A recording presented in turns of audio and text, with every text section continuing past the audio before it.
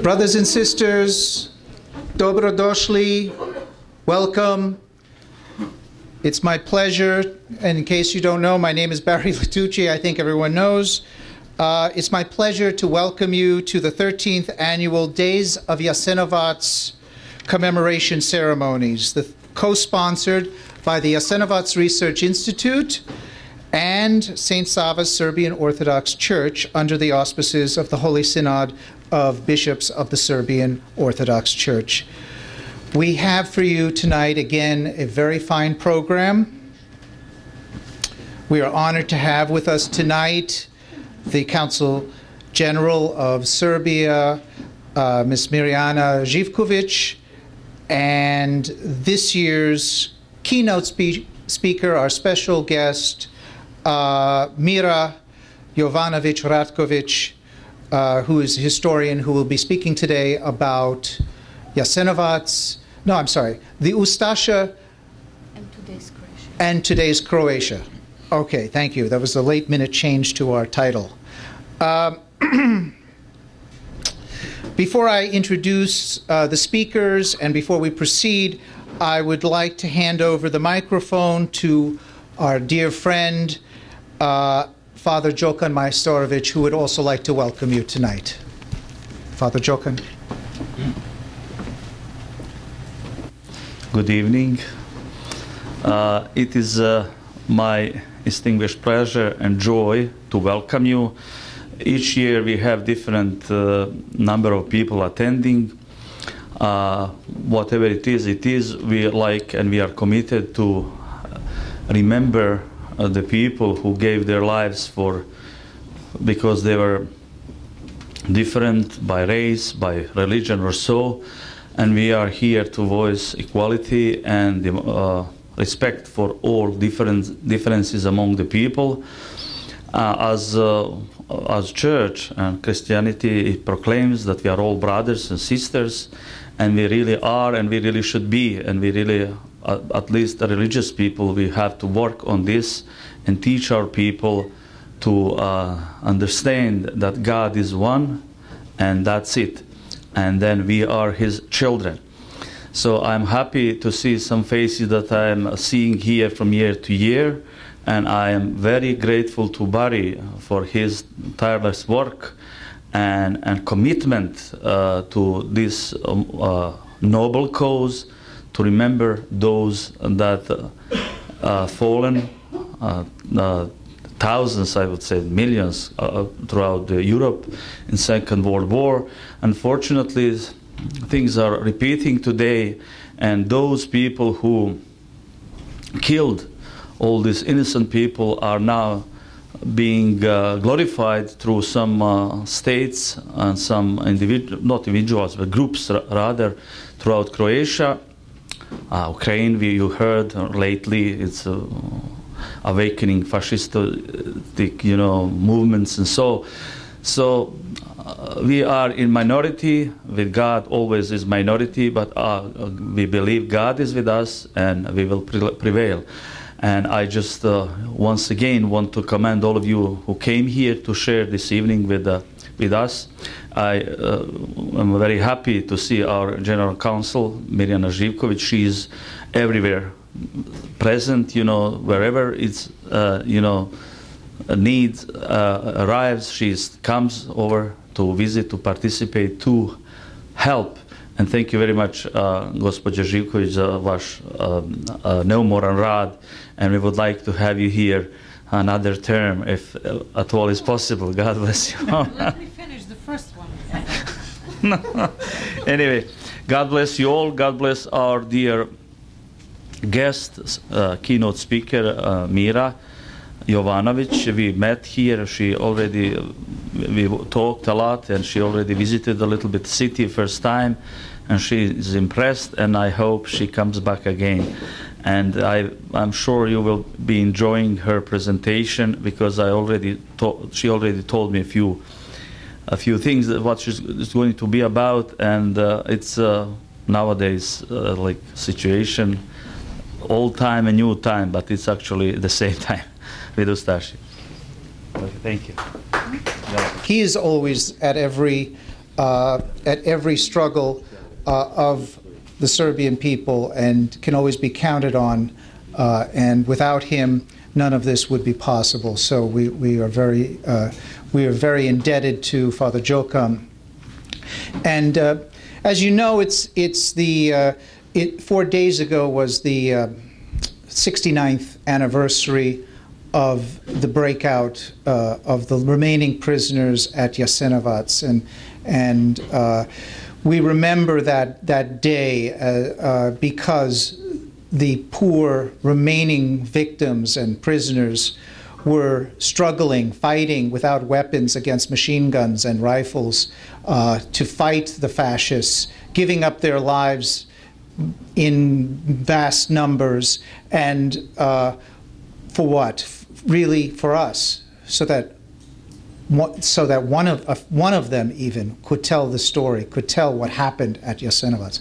And of course, when we say Jasenovac, we are not just talking about the camp Jasenovac, which is one of the largest death camps in all of the Holocaust, in the whole history of the Holocaust, but we're talking about all of the other camps. There were at least 30 other camps in the independent state of Croatia during 1941, 1945, and none of them as terrible as Jasenovac, perhaps, but we remember all the victims, and not just the Serbian, Jewish, and Roma victims who were victims because of their identity and their nationality, but also those who were anti-fascists who perished and who shared the same graves with our relatives.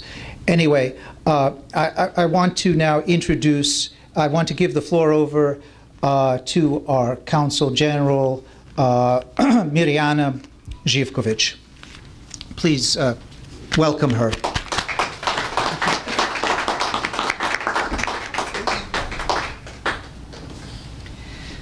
Well, good evening, everyone.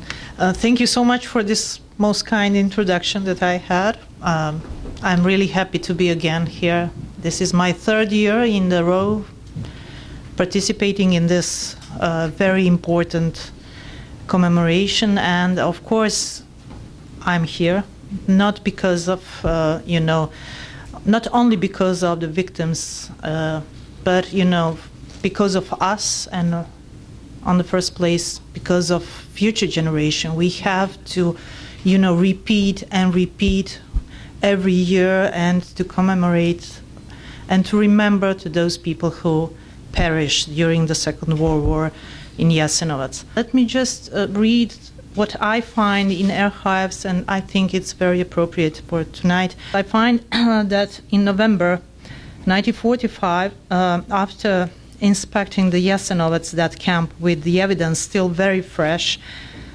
and only 87 surviving victims available to provide eyewitness testimony, Croatian Commission concluded following: the exact number of victims swallowed by the camp of the Jasenovac will never be established because of the stated reason, but on the basis of investigation led by the Commission, it can be concluded that the number around 500,000 to 600,000 conforms to reality. We can speak about the numbers, and this is not the most important thing. Maybe it could be 500,000, even million, or more than million. But it is the matter of cruelty, lack of faith to God and Christianity and humanity, let's say. And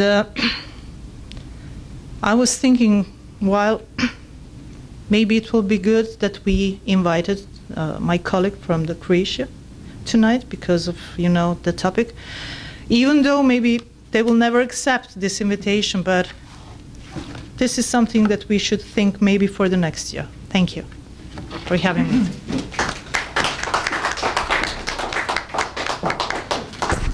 Thank you, Consul General. Those were some interesting thoughts. I think that next year is a special year. It's the 70th anniversary. Maybe the last time that survivors will be around. Maybe it's really the last really important anniversary of the end of the Holocaust, the 70th anniversary. Certainly next year, we do want to have something a little bit bigger. We're planning on something bigger next year. So we're planning on inviting maybe 3 or 4 special speakers. So it'd be kind of a mini conference. That's our plan for next year. So yeah, we're going to go big next year. Before I introduce our main speaker, I should mention that we were expecting survivor Eva Kostabel to come tonight. She is not feeling well enough, though, to speak tonight. So she is quite elderly, and even though she lives nearby, she wasn't able to make it. So I'm sorry about that. On the other hand, another survivor who will be here tomorrow, will be at the event tomorrow, David Alkalai, a Jewish survivor also from Croatia. He will be speaking tomorrow at the event. So that's positive. But he's much younger because he was a baby when he went to the camps. So it's a slightly different situation. I want to just say, before I introduce our keynote speaker, I want to say a few words about Jasenovac Research Institute. In the 1990s, which explains why we do what we do, and I'm to some extent I'm echoing what both Father Djokan and the Consul General said earlier, but maybe with a little bit more, slightly different information. In the early 1990s, it became clear to us that current events as we live, current history as we live it today, especially the violent breakup of Yugoslavia, was driven by the events of World War II, was driven by the events of the Holocaust in Yugoslavia. The United States, the Vatican, and the European Union were supporting political movements in the Balkans, previously supported by the Nazis and Fascist Italy. And these were outright neo-fascist political movements in Croatia, in Bosnia, in Kosovo. They had been revived again to divide the peoples of Yugoslavia, and especially to target particular nationalities such as Serbs, Jews, Romas, and others. So it became clear that the failure to learn the lessons of the Holocaust in Yugoslavia, the failure to learn the lessons of the Holocaust, were precisely at the core of historical events. In 1995, I began collecting testimonies on Serbian, Jewish, and other survivors of the camps. And at the same time, I began to look for a venue for the first international conference on Jasenovac, which I successfully helped organize at the college where I was teaching at the time, Kingsborough Community College, in 1997. On the last day of that conference, October 31st, 1997, we began the organization of Jasenovac Research Institute, because we knew that this is not something that we can do just once or occasionally. We have to do it all the time. It's a permanent thing that we have to do. We have to continue to commemorate, we have to continue to publish, we have to continue to educate about the Holocaust in Yugoslavia. And what we learned from the 1990s is very important. Commemoration and education about the Holocaust in Yugoslavia is about our survival today. It's not just about the victims, it's about us surviving today, and as the Consul General said, about our children and our grandchildren. The history of Jasenovac and the entire Holocaust in Yugoslavia concerns the daily struggle for justice, for truth, for freedom from oppression and violence, and for the struggle of Serbs, Jews, Romas, and all progressive people. We have no choice but to continue this work of the JRI. And so I say, I don't mind that there's a small turnout today. We're going to have a small turnout maybe tomorrow and the next day, but we're going to continue to be here. And those of you who are here are like my family to me, because this This is really very important. This is what we do, and we're going to continue doing it no matter what. So we have no choice. But there is yet another problem, and that problem is that we cannot expect or depend on mainstream institutions to tell our story. In other words, the mainstream academic community and the mainstream Holocaust organizations, like the mainstream media, will not tell the truth. Why is that? Because these mainstream institutions do not have the same interests as Serbs, they do not have the same interests as Yugoslav Jews, of Romas, or we might add the Russians and Jews living in the Ukraine today. And they have proven this in the past. Institutions such as the U.S. Holocaust Museum have participated in the suppression of the history, the suppression of historical truth on the Holocaust. They're better now, but they were not good when we needed them. This is because the mainstream institutions take their funding and their cues from governments, and governments suppress the truth. That's unfortunately the case. The U.S. government in the 1990s very deliberately suppressed the truth about the Holocaust in Yugoslavia to allow for the destruction of Yugoslavia. Just as today they're allowing for the suppression of the truth about the history of the Ukraine, to allow for NATO to come in and take over in the Ukraine. It's not very well known that in the Ukraine, not only were 1 million Jews killed primarily by these Ukrainian fascists, the same political movements that are taking over in Kiev today, but even in the period from 1917 to 1921, 200,000 Jews were killed, as well as many thousands of Russians, by the forefathers of these, or the founders of these Western Ukrainian movements. The aim of the suppression of historical truth is ultimately and always the victimization of peoples. And in the case of Yugoslavia, the victimization of Serbs.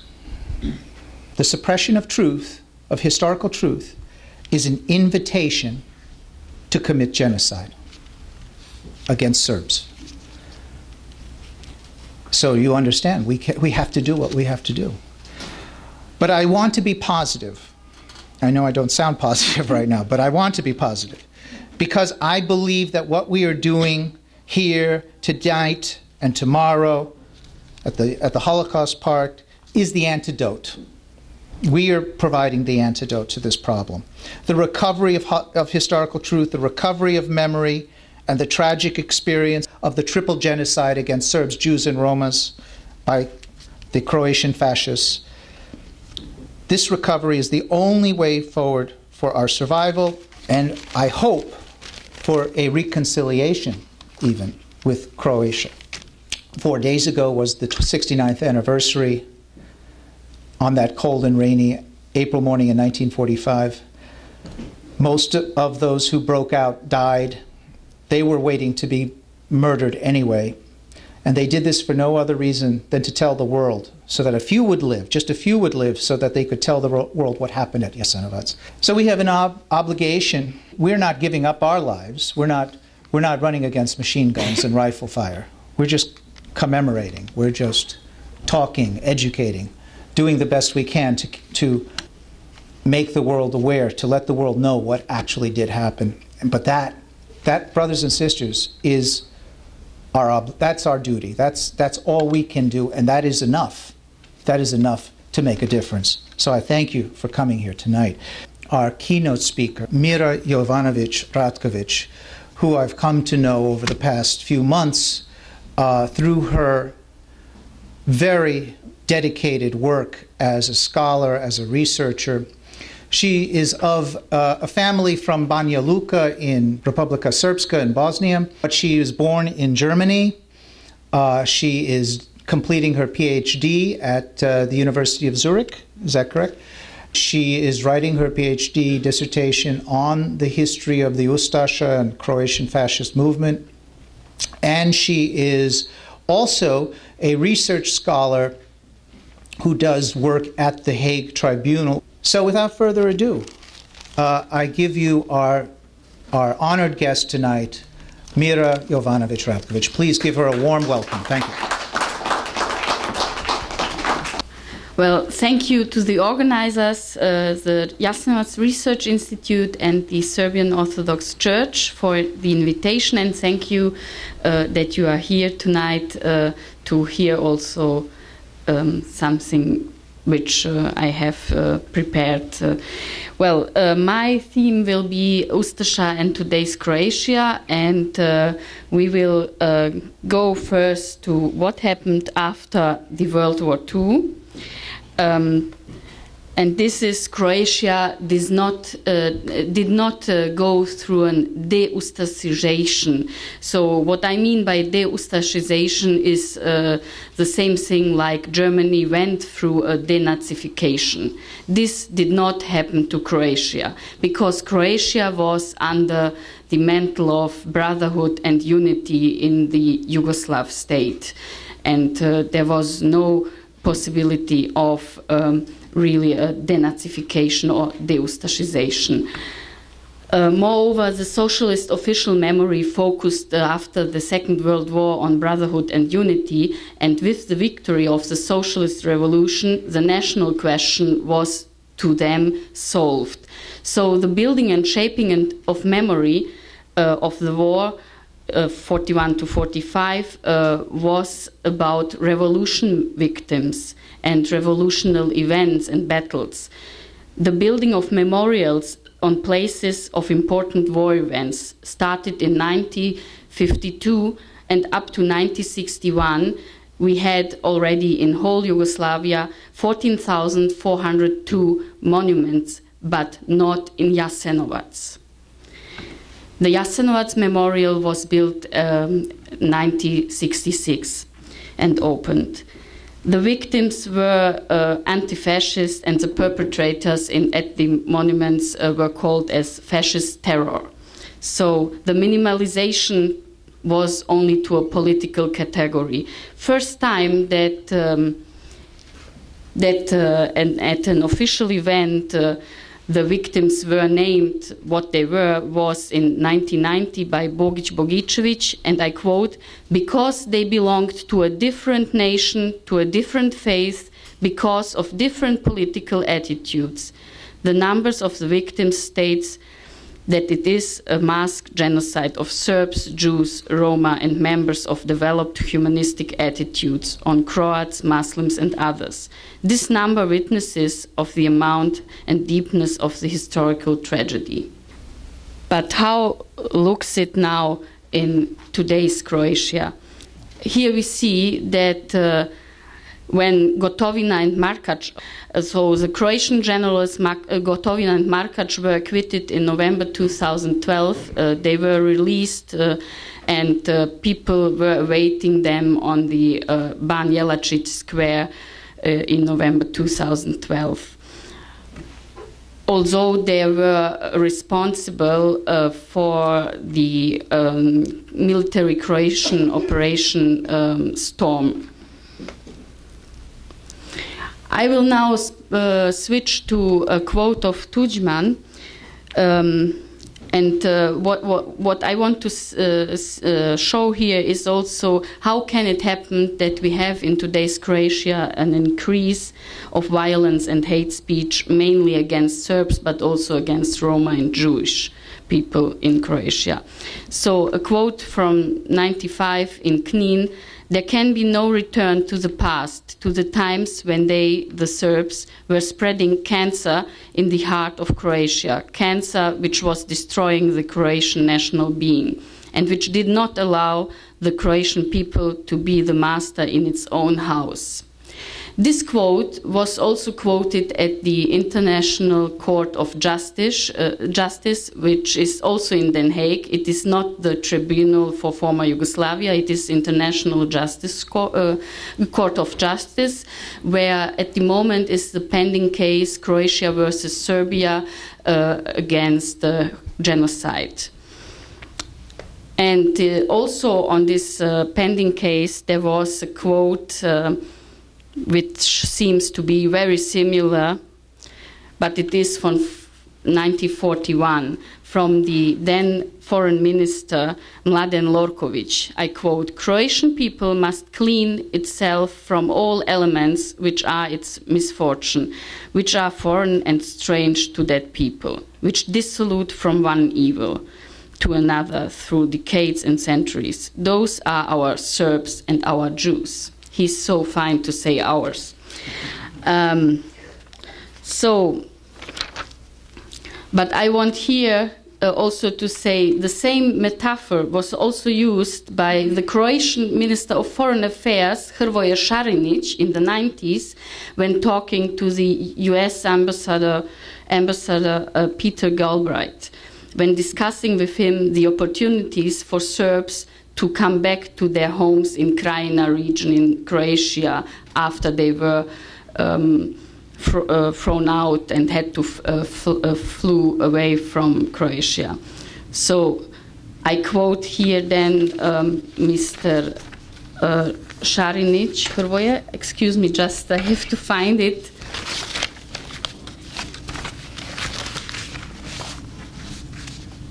No, I cannot find it. It is not here. Sorry. But it is, again, Hrvoje Šarinić also said to Peter Galbraith that it is a cancer and that Serbs are a cancer and that they cannot be given the opportunity to come back. I found it now here in my notes. "We cannot accept them to come back. They are a cancer in the stomach of Croatia." This was the quote. So I want to remember here at this point about the 8 stages of genocide from Gregory Stanton, the president of Genocide Watch, which says step number 3 is dehumanization. One group denies the humanity of the other group, and they are the others then thinking as animals, vermin, insects, diseases, like here in this case, cancer. Sorry.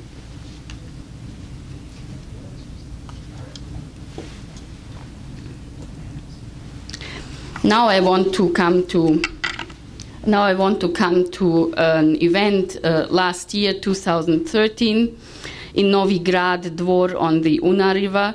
So at the border on the bridge, it happened on 5th August 2013 when people wanted to commemorate the Serbian victims of the Operation Storm.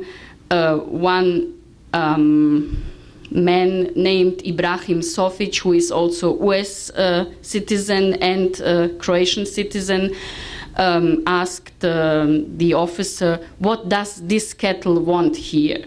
By cattle he meant the people, and among them I have also been there. He meant us who wanted to commemorate Serbian civilian victims which were coming from Croatia in '95 and saved their lives through this. But some of them also in Dvor on Una River.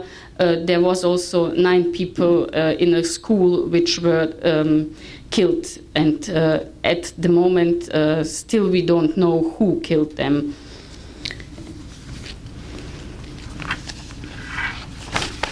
So as you see, we are now going more and more to 2030 events. Therefore, there are some kinds of anti-Serbism and anti-Semitism in today's Croatia. For example, we have demolition of monuments, we have graffiti of hate and violence, we have also removal of bilingual signs on official administrative buildings which is against the constitutions, because the constitution of Croatia allows bilingual signs in cities where more than 20% are belonging to the minority. Especially this is the case what is happening in Vukovar. And also there's a an action to forbid Cyrillic script as an official script, which is also against Croatian state legislature and decisions. So these were the kinds of anti-Serbism and anti-Semitism, but here now I will come to just to show you some examples out of that, what is happening in 2013. We have a small village named Golubić, which belongs to the municipality of Knin, near Knin. In the census 91, we have 1,424 people, from which more than 97% were Serbs, and the others were Croats, Muslims, Yugoslav, and 16 others. So in the census 2011, there is no possibility to state yourself as something else, so you cannot say you are Serb or whatever, Yugoslav, etc. They are only counting male, female, etc., and age. So we have now again living 1,029 people there, including 242 Serb returnees. What happened in Golubić? On 6 August 1995, Croatian army soldiers came to the village and killed in an ethnic cleansing at least 15 residents, mainly in their homes or in their front yards. Their names are also well known to us. And all victims were buried at the Knin cemetery in a mass grave, and later in 2001 they were exhumed by ICTY investigators and identified and reburied in different places, like the families wanted to, where they want to be buried. The average age of these victims was 66, and among them 3 women which were average age 75 years old. So, and the small number of returnees, Serb returnees in Golubić, decided in 2011 to make a monument for the Serb victims killed in the war of 91 to 95. We have on this plate from 2011, we have all the names on it, and saying also Serb victims killed in the war 91 to 95. Then the Croat people, Croat residents protested against this monument, and the Serbs changed the monument in a different plate where there were no names anymore, but it was saying the following. It was saying Golubić, in memory to Golubić killed in wars, the people of Golubić on St. Stefan 2011. So no naming of victims, no naming which wars, etc. So we are coming back to the same things like in the socialist time, not naming the victims and the perpetrators. But even that monument was not tolerated by the Croats, and it was destroyed now in August 2013.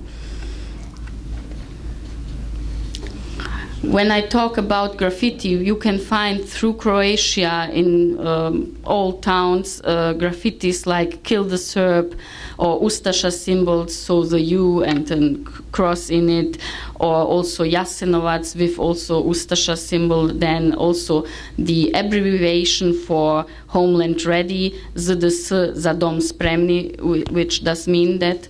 Then also Hang the Serbs, and a so-called Serbian family tree appeared, but also Serb Move Out. So the graffiti in September 2013 appeared on Dubrovnik Orthodox Serbian Orthodox Church in the night from 2nd to 3rd September. Here we see Srbe na vrbe, which means literally Serbs on the willows. Which also refers to a method of killing the Serbs during 41 to 45. They were really hanged also on the trees. One of the killing methods. So the Serbian family tree appeared in November last year on the main square Ban Jelačić in Zagreb as a poster. I don't know if you can really see it. It is a tree, and on the tree you can see hanging also human beings, which is again this Serbs hanging on the tree, on the willow. Can you give me more? Yes. Mm-hmm. So, since 2nd September 2013, we have an anti-Cyrillic campaign and action and destroying of bilingual signs on official administrative buildings in Croatia. Mostly in Vukovar, but also in other towns it happens. So, for example, in Rijeka, at the cemetery, a grave was destroyed because it was in Cyrillic language, but the grave was dedicated to a Macedonian death man. Victim from 19th century. Now we come to the motto for Homeland Ready, Za dom spremni. Under this sentence, from 1941 to 45, people were killed in independent state of Croatia. Serbs, Jews, Roma, and also anti-fascist and others. We have documents out of this from this time, which are listing, for example, names of people which have to be transported to different camps, for example, also to Jasenovac, and it is ending with Za dom spremni, for Homeland Ready. This was the official greeting, like Sieg Heil in the Third Reich. And what happened on 19th November last year was that after a soccer game, Iceland against Croatia in Zagreb on Maksimir Stadium, the soccer player Josip Joe Šimunić took the micro and shouted Za dom, and the masses answered ready, spremni. So this was one thing which was, for me personally, not anymore acceptable, and I decided to start with my organization Nefesh Haya from Banja Luka, a petition against Josip Šimunić and the Croatian national soccer team. I'm really thankful to all people really around the world who signed this petition. Because it shows and gives me hope that still there are many people who don't allow any more hate speech, who are against racism. But how could it happen that Šimunić made this, so that he took the micro and said this? Well, obviously it is accepted in Croatian society on soccer games to shout "Kill the Serb" and "Let's go Ustache." This was also before November 2030. So when you go to a soccer game in Croatia, this can happen, that you hear this from the fans. Šimunić and the national team was sentenced by the FIFA. So Šimunić personally cannot play 10 official games, and he cannot also be even in the stadium in Brazil. And the sentence to the national team and to Šimunić also is also a financial payment they have to pay, together 100,000 francs. But Šimunić is for me only a product of a constant maintenance and spreading of anti-Serbism in Croatia through the decades since Croatia became Republic of Croatia. So the Ustache ideology lived on after Second World War, in and out of Croatia. So in Croatia, it lived obviously in the private surrounding of family tradition, so telling what is happening, etc. And out of Croatia, they are really very good organized, especially in Germany and also in the USA and in Australia. Moreover, during the 90s, people from the exile, from USA, from Australia, came back to Croatia. For example, Gojko Šušak, who was former Minister of Defense in Tudjman's regime. The Croatian soldiers and volunteers and veterans now of the 90s war, they are also very in this Ustaša ideology, and they are those who are now in Vukovar trying to make the to forbid the Cyrillic, the use of Cyrillic script at all in Croatia. There is the phenomenon of Mark Perković-Thompson, which is a Croatian songwriter and singer. And Mark Perković-Thompson, these days, he should have had a concert in Berlin, but it is stopped. So it had to be on Saturday, 26th, so today, or nowadays night in Europe. The next concert is announced for 3rd May in Essen, which is also a town in Germany, and we hope that it will be again stopped. We are working on this, a small group of activists. And also there's another phenomenon, and this is Bleiburg, and especially the visit of officials, state officials to Bleiburg. Bleiburg is a small city in Austria where the Ustaša flew away after the Second World War. They flew out, reached that point, and they were thrown back from the British Allied soldiers. And then there was a battle between the partisans and the Ustaša people. There were also civilians flying away. But in Bleiburg, what is happening is commemorating the Bleiburg victims. Okay, Bleiburg victims, for me, every victim is a victim, no matter who he is. But what is really happening in Bleiburg is that there are Ustaša uniforms wearing people around. But what is especially shocking to me is the fact that there are small children wearing Ustaša uniforms, so they are raising up and educated in a manner to have this in mind from childhood to then when they becoming adults also think in this Ustaša ideology way. A colleague of mine was in Bleiburg incognito. He was Austrian, and he made pictures from this, and this is really shocking, this young people educated in Ustaša ideology. And remember, also state officials from Croatia are coming to this event. We see here flags which are also from the Ustaša movement.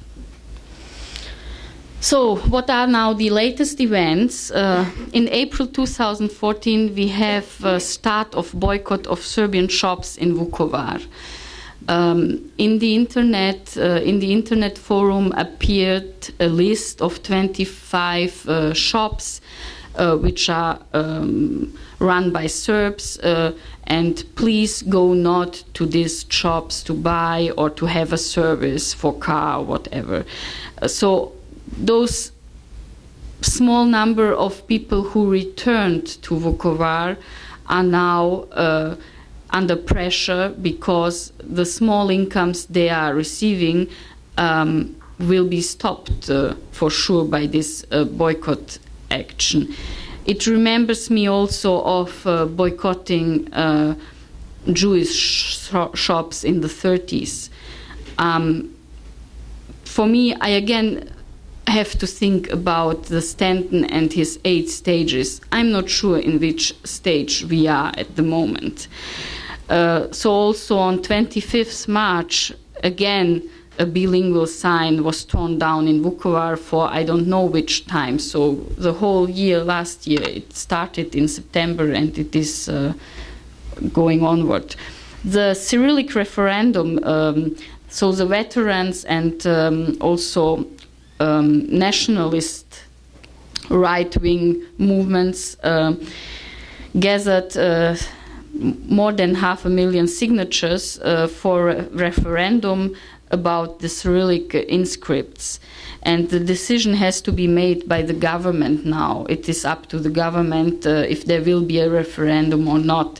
But the pressure on the government is really very high because the extremists have a high influence on the society, on a broad range of numbers of society.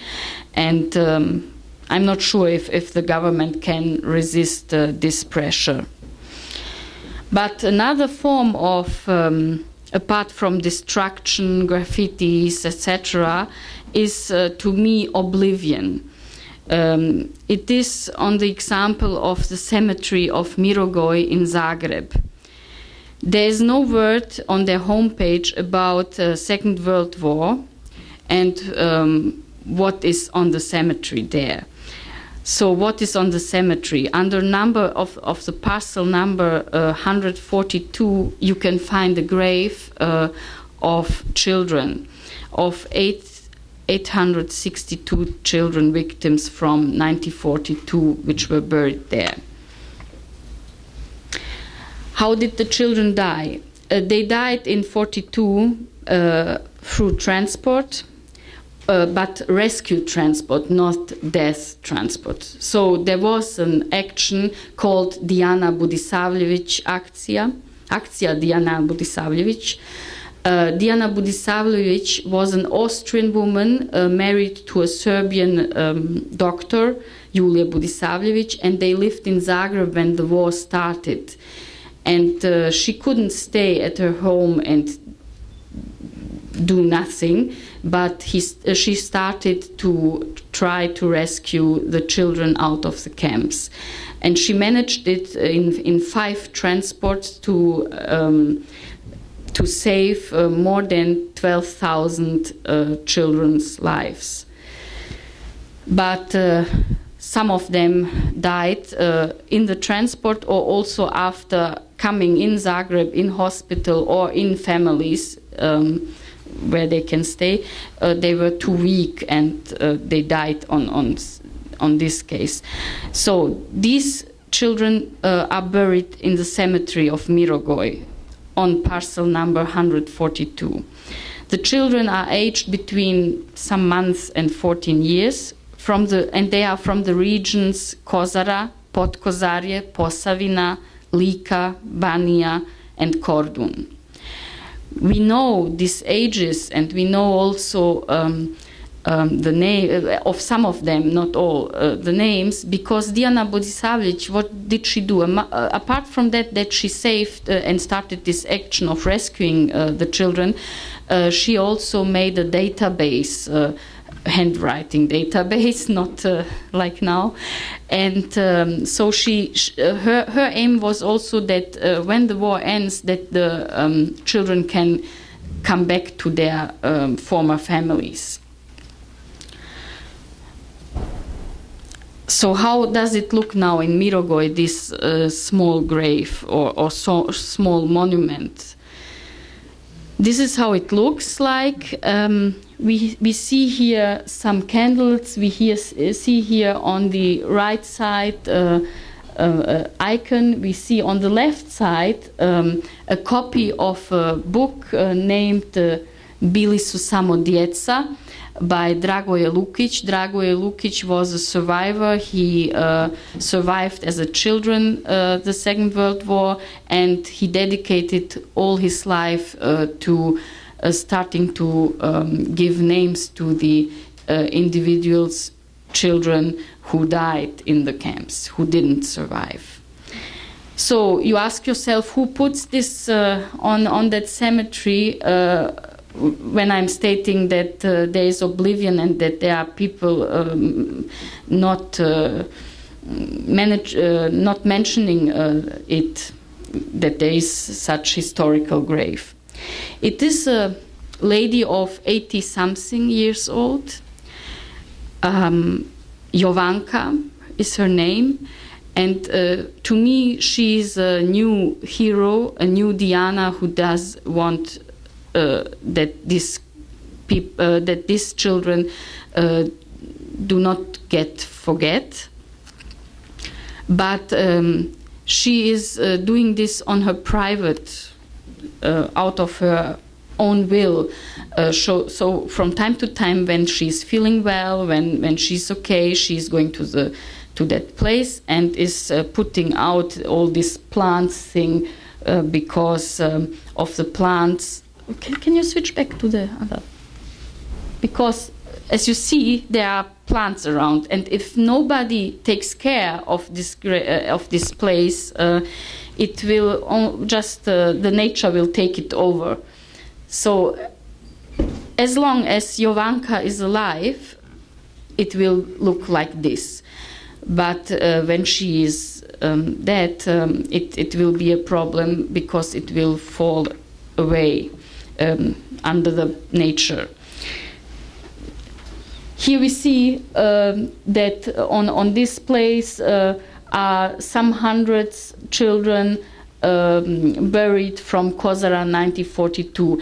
I mentioned before 842 children are buried there.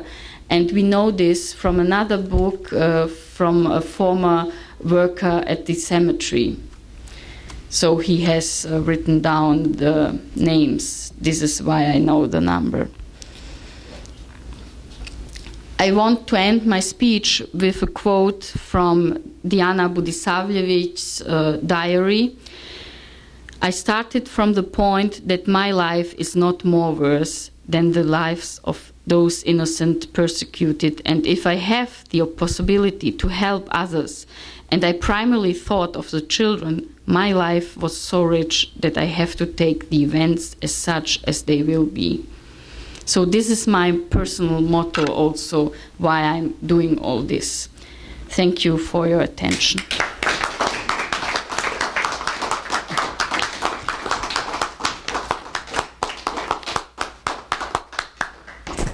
Thank you so much, Mira. That was a very powerful presentation.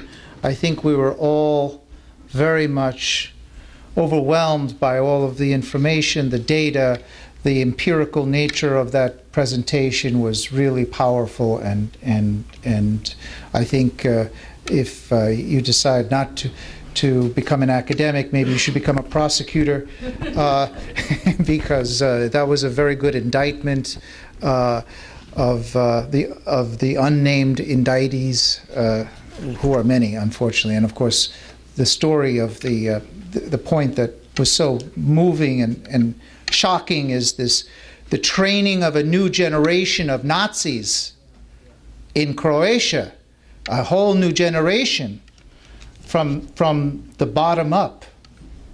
This does not bode well for humanity. This does not bode well for Serbs. This is a very dangerous phenomenon. And now we open the floor for discussion amongst ourselves. And I see one hand up. Only one? There's only one person who wants to speak? Okay, well, then I will call on my colleague, Dr. Norman Markowitz, professor of history at Rutgers University, longtime director of Jasenovac Research Institute, and also a colleague of sorts of Mira's, who worked with Mira on the Simunic case. Yes, Norman, please. Yeah, and also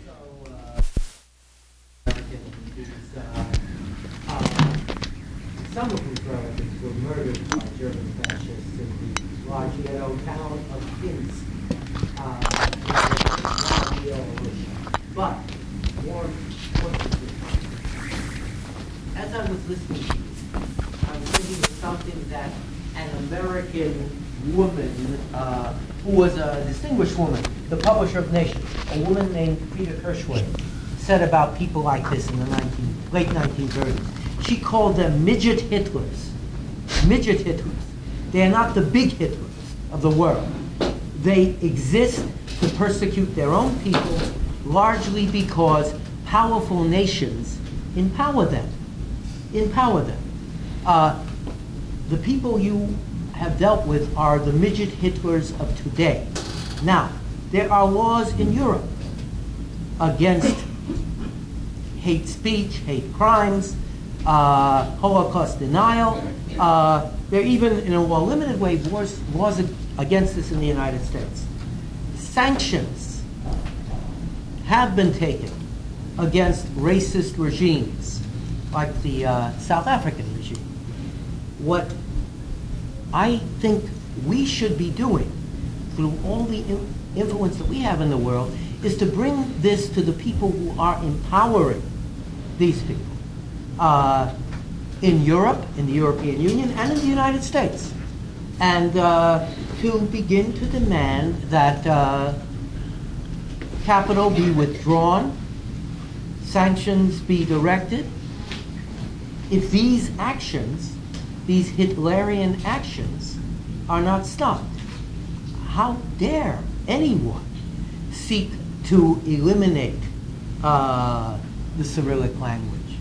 How dare they? These are criminal acts by midget. These are criminal acts that are very much against all of the alleged principles of the U.S. NATO bloc, et cetera, et cetera. That would be my response. I was moved by what you said. I know in general about this, but it's really very important to know the facts. I would have some disagreements with you about socialist Yugoslavia and its failings, but also its enormous achievements. The destruction of socialist Yugoslavia has created a situation where people, whatever failings were there, people have been made foreigners in their own country. Foreigners in their own country, subject to all sorts of prejudice and abuse. And this has happened in the Soviet Union. It's happened in what was Czechoslovakia, and it is a violation of elemental human rights for those who claim they're for this. So let us begin to be proactive and demand that the people who are covering this up, who are in effect empowering these people, begin to take action against them. In the world of sports, I'm a sportsman. I follow not soccer but baseball. As I was listening to this craziness, and this morning's craziness, I was thinking of some of the things that were done in the United States. A very small historical anecdote. In an American World Series game in 1935, a very famous Jewish player named Hank Greenberg was being vilified by the Chicago Cubs baseball team. And the umpire went into the dugout. His name was Moriarty. And he said, if you don't stop this, you forfeit the game. You lose the game. They stopped. If people scream, "Homeland ready," and people say, you scream this, the game is over, and you lose. You lose. Simple, but you know, these sorts of people are cowards, and if you begin to take actions like this and mandate them, that is the way to Well, shut them. let's let Mira Sorry. comment on that. You Would got you me like- going. Sorry. Well, the problem is, in my view, that there is not really a willingness of Croatian government really to say no. We have also laws in Croatia against racism, against wearing nationalistic emblems like Ustache signs, etc. But it is not really 100% working that it becomes abolished. So how can others demand that you be. Yeah. Well, I would like to ask Mira. Whoops. I would like to ask Mira a question about the Šimunić case. We wrote the letter. We got the ban on Šimunić. You mobilized the whole international effort. Now, is Šimunić going to be able to play in the World Cup, or what is the situation right now? At the moment, it is so that it is gone now to a higher sports court. There's another court in Lausanne which will now decide if FIFA decided right or not. So we are still waiting on this decision. When will that be? I don't know. Really don't know. Yeah. Just in case you don't know, FIFA is the World Football Federation organization. Dr. Zorka Milic, please. Mira, did I understand that you were born in Germany? Yeah. Therefore, you went to school in Germany? Yeah. Do the history books cover anything about the Holocaust, or let alone your sentiments? The last. In Germany. In Germany, Yeah. do the history books at all reflect the Holocaust and your sentiments? They reflect the Holocaust and the Third Reich, but not Jasenovac, unfortunately. So it is part of school textbooks, history school textbooks, and also some of the schools are going to concentration camps like Dachau or Buchenwald. But it is up to the teachers if they decide to go with their class to some concentration camp or not, or memorial nowadays, former concentration camp. But in the books and also in the school, there are lessons dedicated to Second World War and to Third Reich and Nazi regime and Kristallnacht. So it is awareness there. And of course, in Croatia, they do not have this. Although supposedly the OSCE, I think, is supposed to be forcing them to do it, but I don't think that they've done it, because even at the Jasenovac so-called museum in Croatia, they don't even explain who the actual perpetrators are, as I understand it. Ms. Dimic, please. Croatia accused Serbia of genocide Yes. in 1995. Is there what would be explanation? Is there a purpose to confuse somehow history, and so that people think it's the same thing, 1941 and 1995? Or I mean, would you comment on this trial, a recent trial in Hague? Yeah. Well, as I stated, it is still a pending case. So what happened in March was that both sides, Croatia and Serbia, could show their arguments about and evidences also, and expert evidences and witnesses. And there was also cross-examination from the Serbian side of the Croatian witnesses, but there was no cross-examination of Serbian witnesses from the Croatian side.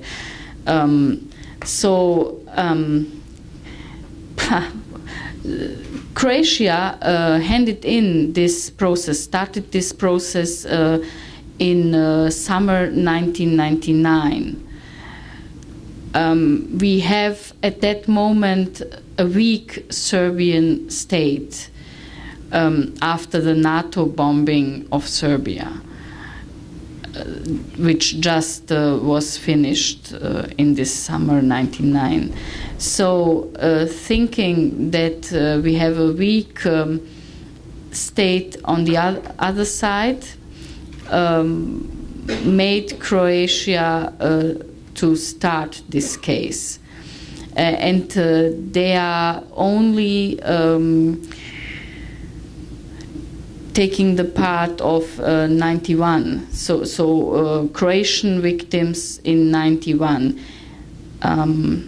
not until 95.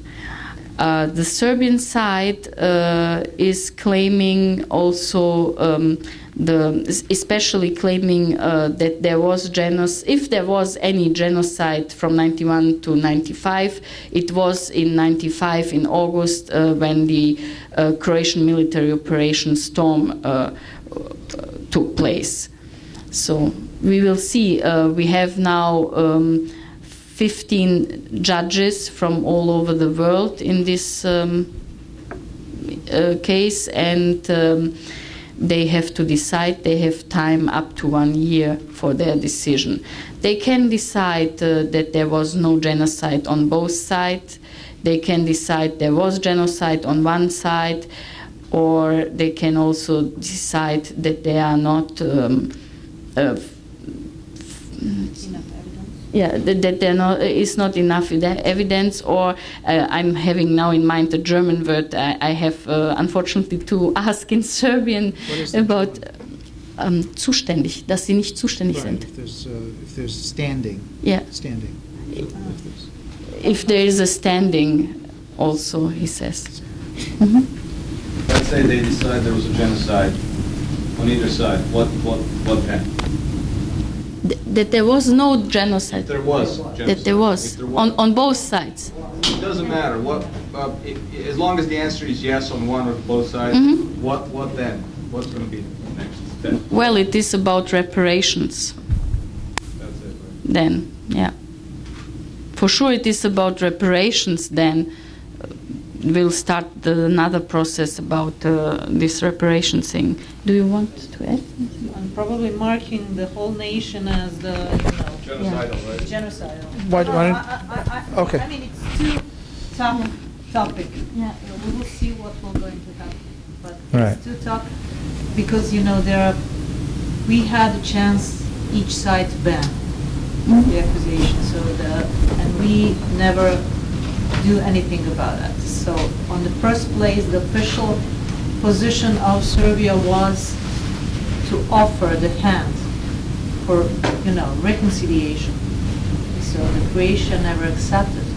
This is actually the reason, I think. Mm-hmm. But on the other hand, Serbs from the Krajina are very thankful that this case is taking place now at the International Court of Justice, because this is the only possibility for Krajina Serbs that they can have their situation, that it gets known to the world, to the people.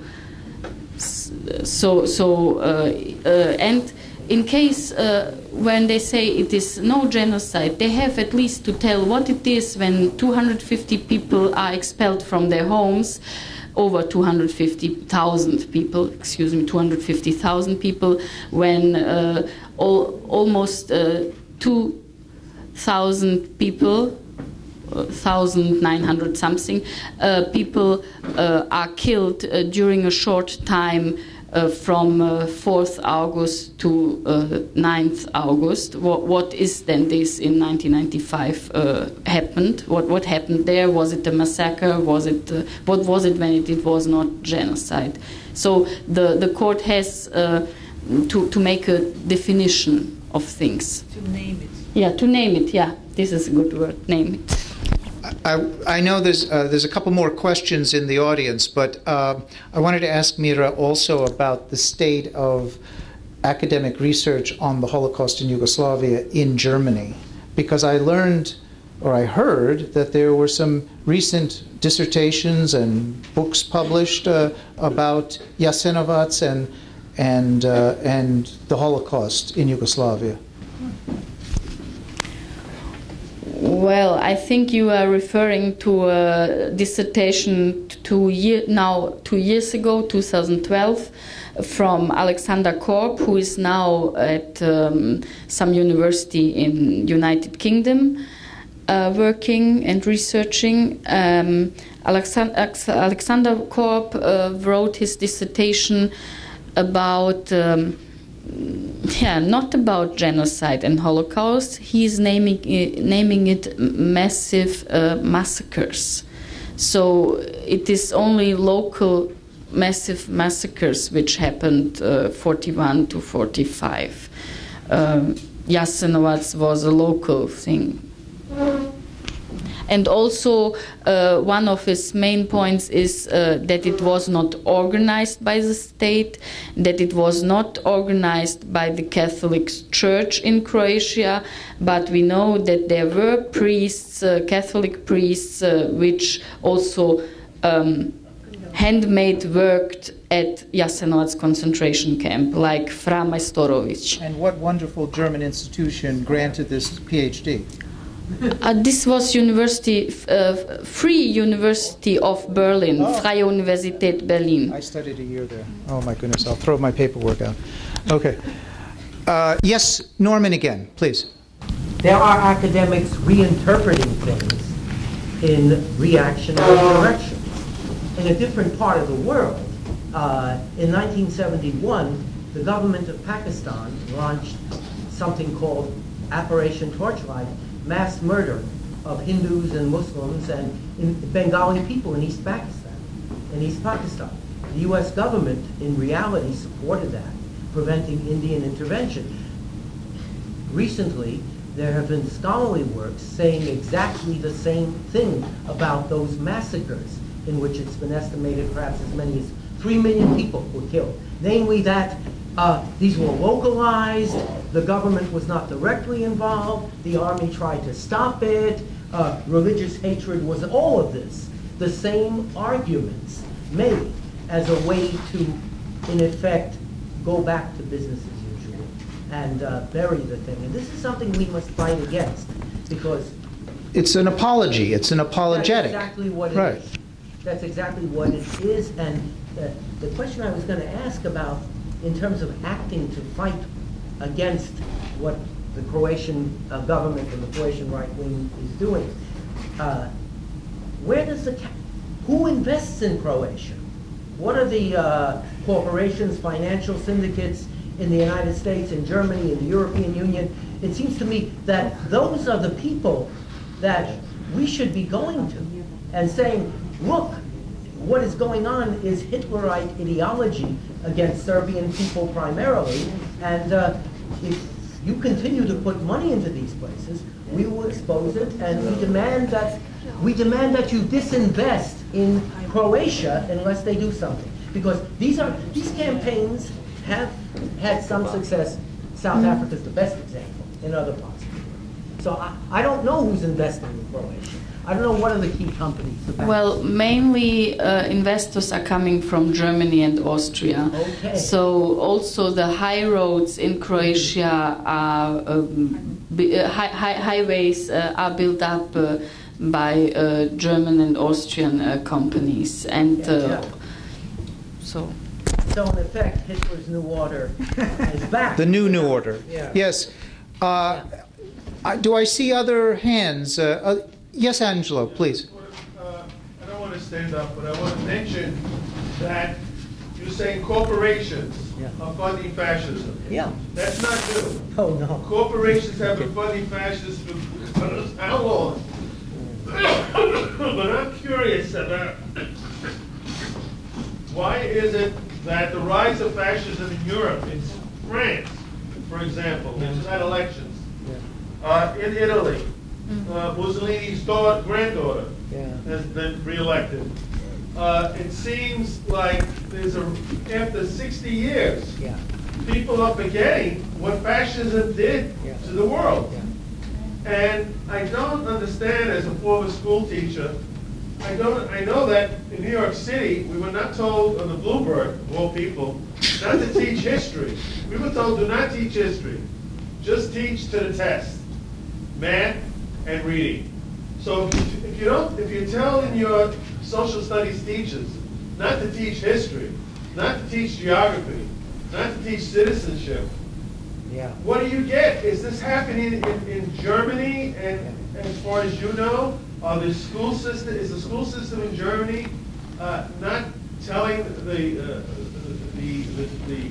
population what is going on next door in France, in Spain, in Italy about the rise of fascism? I don't understand this.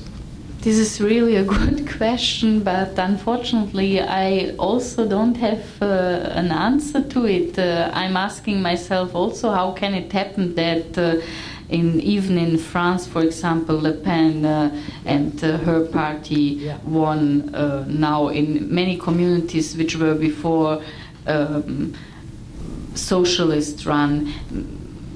Maybe it is hard for people to find a solution and don't see it anymore in the ruling ones, because the socialists were in the rule in also in Germany we had socialist rule through social democratic rule, for example Schröder, etc. And now we have again a Christian democratic which is more right-wing oriented with Miss Merkel on the head.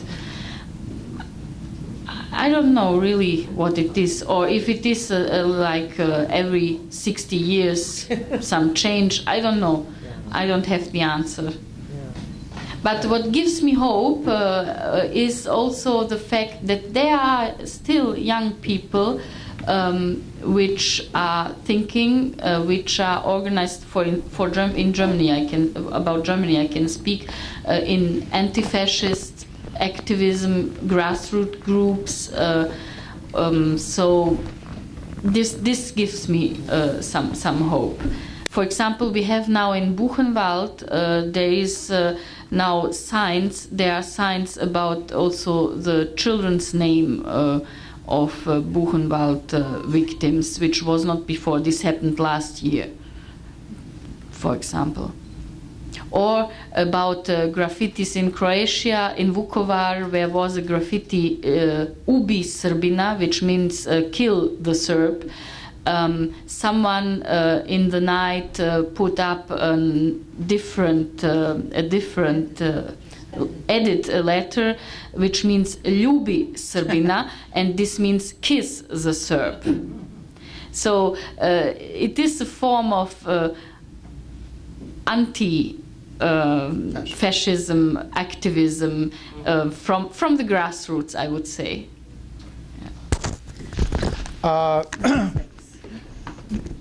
Brothers and sisters, I think we've come to the end of our program tonight. But I want to thank you all for coming tonight, and I hope to see you tomorrow. If you can't come tomorrow, then hopefully other people will take your place, because we certainly need more people. But we will continue. Next year, we're going to have a very big event, and we're looking forward to that. And also, if we do not have your emails or your current email address or current telephone numbers, please let's exchange that information so that we can be more closely in touch. And I thank you so much for coming, and thank you very much. And thank you to our wonderful speaker, Mira Jovanović-Ratković. Please give her a warm thank you. And also to our Consul General, Mira Jovanović-Ratković. Thank you very much.